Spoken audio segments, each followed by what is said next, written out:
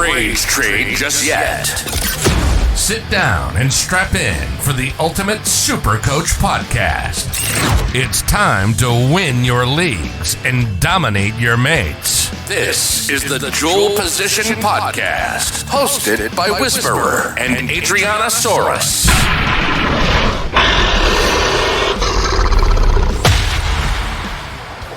Yesterday, it was a little bit drab with the Dragons, but we're going to bring a bit more life to the podcast, a little bit more Supercoach relevant players to talk about, opposite ends of the ladder in my mind. For listeners for the other day, they know I have the Roosters in first place, and I'm pretty optimistic about South finishing second this year, Ado.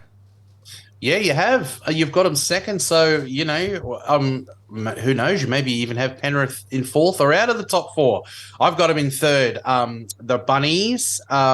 So look, I'm hopeful this year that they, are there and abouts in that top four. I really like seeing them succeed, and I like seeing them in finals. So you get those rivalry matches between them and the Bunnies and stuff. They eliminated the Bunnies last year. So it'll be really good to see them up there and about. I think they had, Murray was injured for a number of weeks last year. They had Latrell only half of the year. So you imagine probably their two best players. A rookie halfback as well in his first year. Yep. So a lot to like about Souths. Yep, definitely. So I've got them top three. They're in third for me. I won't leave Panthers fans hanging. I've got you also in third just before I start getting abuse in the comments. They're like, we've won 2 premierships in a row, mate. Come on. Exactly. Look, yesterday we spoke about Jacob Little. We're going to go opposite ends of the spectrum here and talk about Damien Cook. Now, everyone's raving about Harry Grant. I am the number one, ticket holder of the Harry Grant fan club. I love the bloke to death. But Damien Cook only averaged 2 points less than Harry Grant. Is there a possibility that he can rival Grant, or do you think that he's going to slip down to maybe the third best hooker behind Robson? Or is Cook a viable option if you do want to zig when others are going for Grant? Yeah, look, I think Grant was the guy last year, and he was still in a minute share, wasn't he? Probably more than he's going to be in this year. So if you think that is their situation the same? You think that with the Cheese going over to the Chooks, who's really going to spell Harry Grant for many minutes? I don't know if Harry can do 80 minutes a game, but I think there'll be a lot of games where he does play 80 minutes, where last year he probably played 65, 70 minutes. So I think that Harry Grant is the guy you've got to go with, because he's probably going to be on for a bit more this year. But last year, Cook did absolutely surprise me, because I thought that he was on the downslide, and he wasn't. He averaged 75. He was quite a bit cheaper, wasn't he, to start the year than Harry Grant last year? And I would feel I'm not going to personally pick him instead of Harry Grant, but if you were going to go double guns, I think it's going to be those two at the top of the pile again. I ran home with Harry Grant and Robson last year, because we got Robson at like 300k, and we were able to just hold him for the rest of the year because he was so good. I think that there's a fair bit of value in hooker this year for you to go one gun and one sort of midi. I think Brandon Smith makes sense as a second one. So you can take your pick. I think I've chatted to a few people today have gone a Robson. So if you're of a Damien Cook persuasion, go for it. I reckon he'll still be quite good this year. Yeah, I don't see big enough regression for me to talk you off him. If you send me your team and it's just like, look, I've got Damien Cook here because I just really don't want to go Harry Grant, that's totally cool. I'm not going to say no. It's not like a no-brainer pick where, some people have sent me their teams and they've got Hodgson over Smith, whereas that's a situation where I'd say, look, you need Smith. But if you have Cook, then I think he's perfectly fine. As with Cam Murray, 749k, bloke's an absolute star, just big minutes, attacking stats in the middle, takes the line on, racks up the base stats, has the attacking playability of an Isaiah Yeo or a Victor Radley, but also just that hard work and that really good PPM. 749k, he's the top echelon of 2RF. You drop down to guys like Maddo or Fafita or Crichton, but Murray is just established. Yeah, absolutely. I mean, if you don't like watching a David Fafita roller coaster, your opposite pick is Cam Murray, who is absolutely safe as houses. You have plans, I think, to get to Cam Murray as soon as you possibly can. I had him last year, and it was one of the good things I had done. to start the year. I think I had Angus round 1, and I didn't love what I saw, so I went straight to Murray. And he went straight into work. He's an absolute weapon of a player for Supercoach. I think he'll be there at the pointy end of the season. Look, he is expensive, isn't he? 750K. So is that what does Fafita cost? 600? Is it 600? Fafita was like 680 from memory. Oh, yeah, well, look, if you've got an extra 60, lying around, which I don't know if you do, I really think that he could be the guy. I reckon Angus, Murray, and Fafita, I'm tipping for the top 3 this year. Fafita, if you're picking Fafita, you've got to understand what you're getting yourself into. You can't be upset when the scores are 45 because he's going to get 130 the next week. Whereas Cam Murray, safe as houses, Mr. Consistent, week in, week out. Just absolute star. Yep. A guy that, I really liked 2 years ago, didn't really come on, that season that I was tipping him, but last year just really, really exploded, and that's Keon Kolamatangi. Now, 701K in the 2RF, slightly a little bit more expensive than Angus Crichton, but, I think Kolamatangi is another one that's similar to Damien Cook. If you wanted to go away from, the absolute, mainstream pick, I'm not against Keon Kolamatangi either. I think he is someone that could be in your team all season long if you picked him round 1. Yeah, well, look, he's over 700K. The average was 66 last year. I felt like with him, though, it was 100. He would get a 100. Or a 50, yeah. Yeah, or a 50, and that's how he sort of gets his average to the 66. You start going wide of their good side of the field, their left. That's where he plays, doesn't he? On the left, lines up on the right. I don't know. Look, I've not done enough study, but even still, South put up enough points where it's spread evenly. We've got someone like Alex Johnston on this gun list who's a left winger, but we've also got Campbell Graham who's the right-sided centre. So the points get spread very evenly. What I do like about Kolamatangi is he's probably just a hair off Origin. Whereas people like Angus Crichton and Murray are going to go off to Origin, aren't they? So Keon, he was durable. He played 24 games last year. It'll be hundreds or 50s, and you'll look like a genius, and you'll win your head-to-heads on those weeks where he gets hundreds. I don't mind it. Have something different about your team. Yeah. Don't all go with the same players as everyone else. And he definitely had that's got to have been his best average, I reckon. Yeah. He's not someone that I feel is overpriced because of an anomaly year last year. I do think that he is definitely building in his career, and I think we saw his best last year. I think this year we could definitely see his best again. We went up to big Clemmer. He did. Those games. I loved that. He didn't take a backward step, so I like him. Now, we mentioned when you're buying someone like Fafita, you know exactly what you're getting yourself into.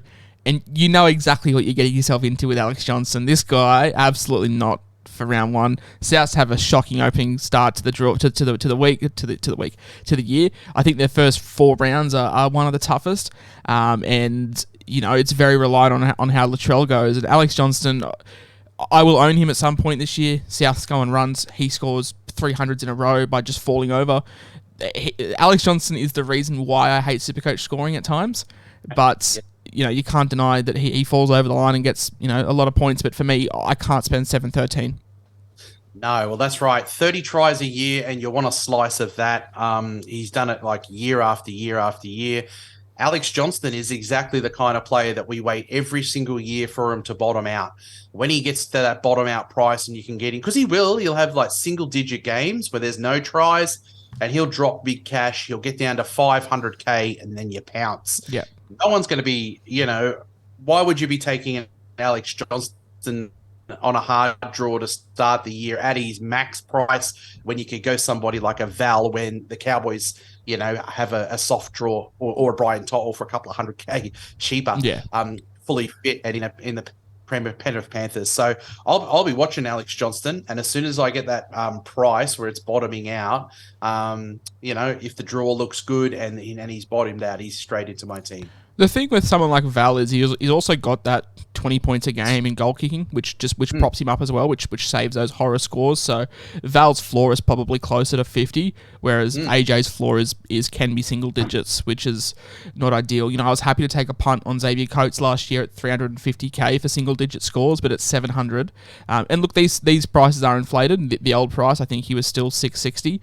It's just too much. If I did want a piece of the South Sydney backline, I'd much rather take a punt on Campbell Graham, 664k. He's a guy that does have that safer floor. He's got a good base in him. He's got a lot of tackle breaks. He loves taking the ball onto the line. I think with a fit Turbo and a fit Latrell, we might not see Origin calling for Campbell Graham just yet. Yeah, I really love Campbell Graham. I'm a big fan of Campbell Graham as a footballer. His price, people are going a Brian or a Val, or, you could go a Campbell Graham. I reckon he's going to be a steady scorer all year long. And I think every year that I see him play, I think he looks a little better, I think he could get even a little bit better this year. So, I think the Origin is probably a long shot for him. I do prefer others to start the year personally for my team. But, if I was choosing between Alex Johnston right now or Campbell Graham, I'd probably take Campbell Graham because I think he's a lot more relative to his price of what he'll score right from the outset. I've never looked at anyone more expensive than Brian Toto, just ever since the game opened. So maybe I'm not the kind of person that can talk you into an expensive centre wing. It's just not my style of play. But 664k, if you really want to go against the grain, I definitely do not hate the pick at all. I'm definitely trying to find the money for Latrell Mitchell, though. He just came back last year like a house on fire and absolutely brained it. I remember I think he had 3 weeks in a row of just like massive scores, and I kept saying like, it'll come down. It never stopped, and I had to get him in ASAP. And at 889k, it's a big price tag. But, he was fixture proof last year. We keep saying Souths had this pretty bad draw to start the season. He is matchup proof. Yeah, I think that's the biggest thing we answered last year. When he came back from that America trip, people were like, it's a hard few games, but he came and averaged like 89 or something. It was something amazing right from the outset. He proved that he is matchup proof. He's in a real happy sort of part of his career, I think. And if he stays injury free, I think he looks like a safer bet than a lot of the other ones who have got a lot of question marks on. Their value, Tommy Travojevic and a Pappenhausen, but do any of us have a great deal of confidence starting with them? No. Probably the best combo that you could possibly do is, Teddy and Latrell. Then you go Teddy Trell. You and I are both big fans of Cleary Hines. It's a lot of money to be spending, but you spend that money and you probably never have to spend it. You never have to move off those guys all year. You're saving yourself 4 trades in those positions by doing that, and you'd have to probably sacrifice elsewhere. But I definitely think Trell is worth it. I think he's just going to go better and better. The problem with Trell, though, is he took a lot of points away from Cody Walker, priced at 602k this year. And I don't see a whole lot changing for Cody Walker this year. Yeah, well, that's the thing. I think that Latrell's the man. I was complaining last year that I thought that Cody was getting ripped off try assists that were really made by him. And the way that the Supercoach is scored now, they just go to that sweeping fullback and it's going to go to Latrell. So half the year last year, there was no Latrell. It looks like we're going to have Latrell right from the start, and as long as he stays injury-free, you think that it's going to go all to him, the try assists, and I don't think Cody's going to be, I don't even think Cody will be the top 5, top 4 maybe in the 5'8" position this year. Yeah, look at that. It's a totally fair call. You're right with the scoring. Like, it took away from Cody's, output, and we can complain all we want, but at the end of the day, it's how it's being scored, so we need to adjust to it as super coaches, and I just don't think Cody Walker is viable. Look, I've been podcasting ADO now. This is my 3rd season doing it. Season 1, I was very anti-Jai Arrow. Season 2, I was very pro-Jai Arrow.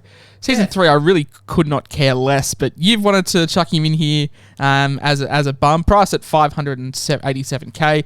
Last year, he had the dual front row forward 2RF. This year it's just 2RF only, and you're not a fan at all. No, not really. I don't know. Like, he's he's probably going to start in the second row there for them. Last year, I think it was because he was value last year. He was a midi, and people started and he was scoring, okay enough to go up in value ever so slowly. This year, priced at a 587.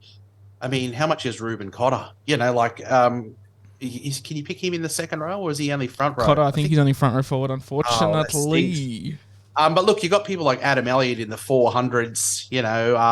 I much prefer them. I think this year they're like the Jai Arrow because you've got a discount on them this year, and there's nothing wrong with Jai Arrow. I think he'll score 50, 55, but he's priced at a 587 to start the year, and that's just not what we got that last year. We got the price. I know that you don't like the bloke, but for 30k more, you can get John Bateman.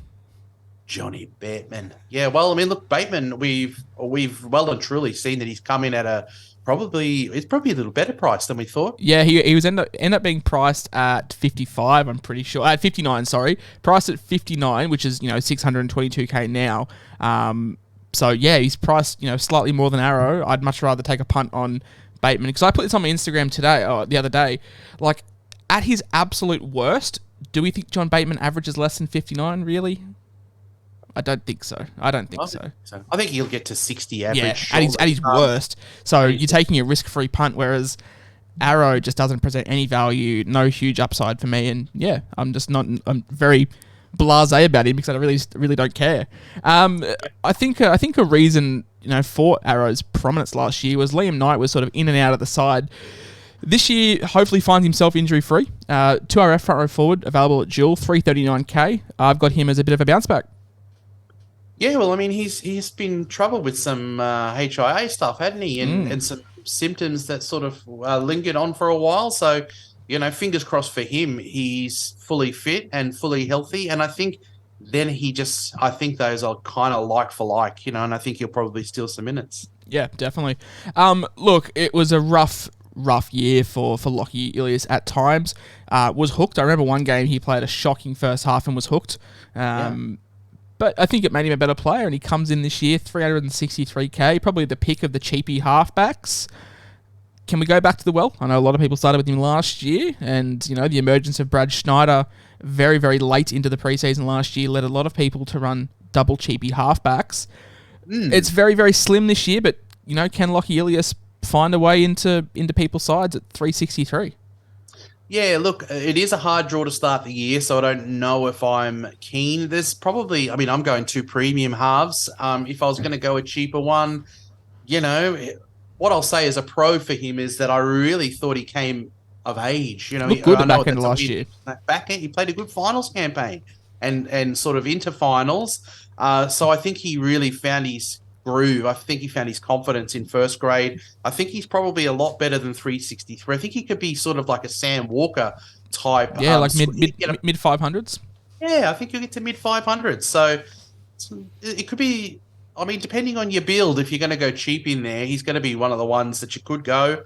And I expect him to be better this year than he was a rookie first year, and I think he matured really nicely throughout the year last year. So I'm expecting him to do even more this year. Yeah, he's not someone that I'm going to take Hines or Cleary out for, just the way I structure my team. But if, something came up and I needed the funds elsewhere and I had to take someone out, then, Lockie Ilias is probably my next guy up in my team.